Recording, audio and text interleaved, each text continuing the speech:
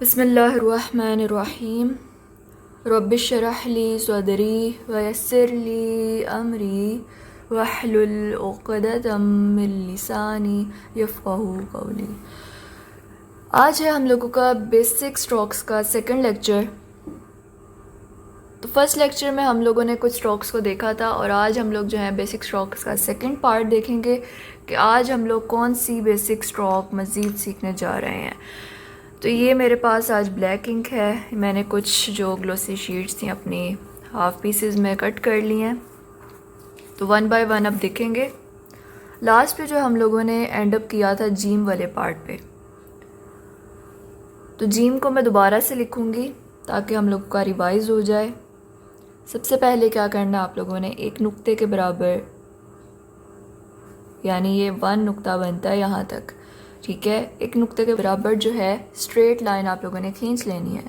इसके बाद आप लोगों ने क्या करना है, इसी लाइन के ऊपर कलम रखते हुए इसको थोड़ा सा ऊपर लेकर जाना है कि इसके बीच में भी इतनी लाइन जो है ट्रायंगल की बनेगी, लेकिन ये ज़्यादा ऊपर को बनाते नहीं है, ज़्यादा फील नहीं होनी चाहिए, ठीक है, कि ज़्यादा ही आपको नज़र आ रहा हो लाइक इस तरीके से इतना खड़ा किया हो, बिल्कुल भी नहीं, ठीक है, थोड़ी मिली हुई लाइन आती है इसमें। इसके बाद जो है आप लोगों ने क्या करना है, इसको नीचे की तरफ लाना है, हल्का से इसमें बेंड लेकर आना है। ये देखें,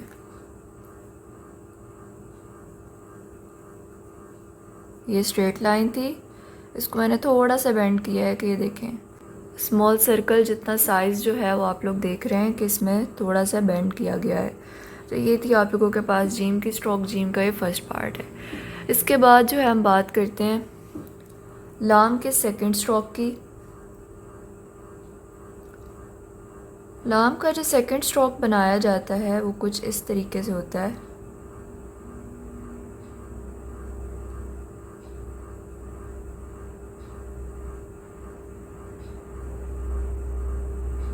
ये देखें, अब बेसिक स्ट्रोक्स को इतनी इम्पोर्टेंस क्यों दी जाती है कैलीग्राफी में, इसकी वजह यह है कि आप लोगों ने सिर्फ कोई भी कर्व से लाइन नहीं लगा देनी, आप लोगों ने देखना है कि कितनी जो थिकनेस है स्ट्रोक के फर्स्ट साइड पर है, यानी कि उसके स्टार्टअप पे है, और एंडिंग में वो कितनी थिन हो गई है, यानी स्टार्ट से वो थिक थी, आहिस्ता आहिस्ता वो थिन हो गई है। तो आप जब इस तरह की स्ट्रोक्स लगाएंगे कि जिसमें स्टार्ट पे तो आपने कलम को विड्थ दी हुई थी, लेकिन जैसे जैसे आप उसको नीचे लेकर आए हैं तो आपने उसको थिन कर दिया, उसका एंगल चेंज कर दिया। तो इस तरह की प्रैक्टिस को आप लोगों ने स्ट्रोक्स के अंदर अजबर कर लेना है, आपको अच्छे से आपकी हैंड ग्रिप हो जानी चाहिए। इसके बाद हम इसका भी ताज बनाएंगे, ठीक है, जो कि इतना बनेगा, बिल्कुल अलिफ की तरह बनाना है, और ये इस तरह से इसको एंड पे फिलअप कर देना है, ठीक है। और ये मैं साथ में एरो हेड्स लगा देती हूँ कि किस तरीके से आप लोगों ने कर्व को शो करना है।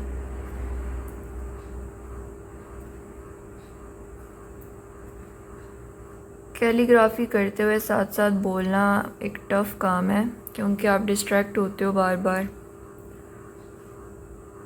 खैर, अच्छा, तो अगली स्ट्रोक जो है हम लोग देखते हैं, इसे मैं जूम कर देती हूँ, देखिए, ठीक है। अगली जो है हम लोगों के पास स्ट्रोक, वो आप लोगों ने इस तरीके से लगानी है।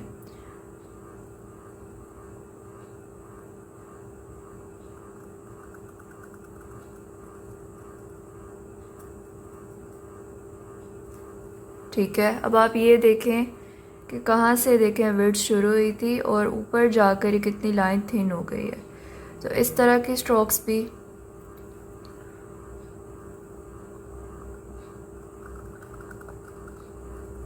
और इस तरह की स्ट्रोक भी जिसमें लाइन जो है थोड़ी थिक हो, सही है। तो ये जो था हम लोगों के पास, इसका एरो जाएगा इस तरफ को, देन अपवर्ड, इसका एरो भी बिल्कुल इसी तरह, देन अपवर्ड एंटी क्लॉकवाइज। इसके बाद आप लोगों ने इसी के ऑपोजिट एक कर्व बना लेनी है। डाउनवर्ड। ये भी आपको आनी चाहिए कि किस तरीके से जो है स्टार्ट में जो इसकी विड्थ थी और उसके बाद ये आहिस्ता आहिस्ता थिन होने लग गई। आपने कलम की मूवमेंट भी चेक करनी है साथ में कि मैं किस तरीके से घुमा रही हूँ उसको। ये आ गया एरो इस तरह से और ये डाउनवर्ड। इसके बाद जो है इम्पॉर्टेंट है ये वाली स्ट्रोक। ये सीन का फर्स्ट पार्ट है और इसमें बंदे को बहुत खपना पड़ जाता है कभी कभी, लेकिन मैं इंशाल्लाह आपको आसान करके बताने की कोशिश करूँगी। सीन का जो पहला पार्ट है वो कुछ इस तरीके से बनाया जाता है। देखिए, सबसे पहले सिर्फ इतनी सी स्ट्रोक लेनी है, बहुत स्मॉल सी। देन उसके बाद इसी या देखें इसी एंगल पे रखते हुए आप लोगों ने क्या करना है, इसको इतना लेकर आना है, ठीक है। और देन उसके बाद आप लोगों ने इसको इस तरीके पर लेकर जाना है, इस एंगल पर लेकर जाना है, ठीक है। ये जो शेप है ये मेजर है। आप सीन को दूसरी तरह नहीं बना सकते जैसे कि आप उर्दू में लिखते हैं, अरबी का सीन डिफरेंट होता है। इसके बाद आपने इसका एंड जो है वो शार्प नहीं रखना। आपने नोटिस किया होगा कि मैंने दोबारा से इसके ऊपर आउटलाइन किया इसको, यानी कि दोबारा यहाँ से शुरू किया। तो ये जो है ये साइड बिल्कुल ही शार्प नहीं होती, इसको आपने थोड़ी सी गुलाई देनी होती है यहाँ पर। तो आपने ये भी देख लेना है कि सीन की जो एरो हेड हैं वो किस तरीके से आएंगे। बहुत सारे लोग जो हैं वो क्या मिस्टेक्स करते हैं कैलीग्राफी के स्टार्ट में। वो लोग क्या करते हैं एज अ बिगिनर कि एक दफ़ा इंक लेते हैं और उसी से सारा लिख देते हैं। ऐसा नहीं करते, आपको पॉजेज़ लेने पड़ते हैं, आपको रुकना पड़ता है, आपको एक स्ट्रोक के लिए हाफ कलम के साथ लिखना पड़ता है और अगली स्ट्रोक के लिए आपको दोबारा से एक अलग इंक को लेकर अलग स्ट्रोक लगानी पड़ती है।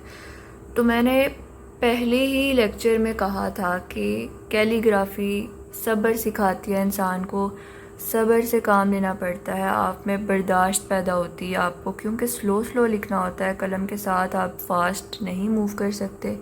स्लोली नफासत पैदा होती है और स्लोली ही इंसान स्टेप बाय स्टेप जो है कैलीग्राफी में आगे बढ़ता है। इसके बाद जो है हम लोग वाव की जो स्ट्रोक है उसके फर्स्ट पार्ट की बात करेंगे, ठीक है। वाव के लिए आप लोगों ने क्या करना है कि इतना सा जो पार्ट है, सबसे पहले इतना सा ऐसी एक स्ट्रोक लगानी है, ठीक है। देन उसके बाद केयरफुली, बहुत ज़्यादा केयरफुली आप लोगों ने ये बनानी है, ठीक है। ये इस तरीके से, ये देखें, ये बहुत ज़्यादा केयरफुली बनाना पड़ता है वाव का ये एरिया, क्योंकि इसकी मेन जो थिंग है वो ये है, मेन जो इसकी शेप है वो ये है कि इसकी आई जो अंदर बनी हुई है इसको आप लोगों ने फोकस करना है इस पर। क्योंकि अगर इसकी आई आप लोगों ने बिल्कुल ठीक बना ली है, अंदर से स्ट्रोक की मूवमेंट सही लगाई है, इसका मतलब आपका वाव जो आपने लिखा है वो परफेक्ट लिखा है। अगर इसकी आई अंदर से डिस्टर्ब हो गई है तो इसका मतलब आपका जो वाव है वो बिल्कुल ठीक नहीं बना। तो ये थी हम लोगों की स्ट्रोक वाव के लिए। ये वाव का फर्स्ट पार्ट है और ये आप लोगों ने मूवमेंट्स जो हैं वो याद रखनी है, ठीक है। हम लोग अभी तक ये देख चुके हैं इतना।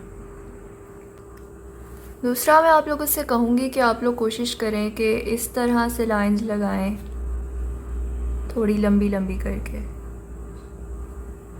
जिसमें आपको बार बार इंक लेनी पड़े और आप जब उसके ऊपर कलम रखें तो आपको पता हो कि जब हम लोगों ने दोबारा से इंक के ऊपर इंक लगाकर स्ट्रोक शुरू करनी है तो किस तरह से शुरू करेंगे, ठीक है।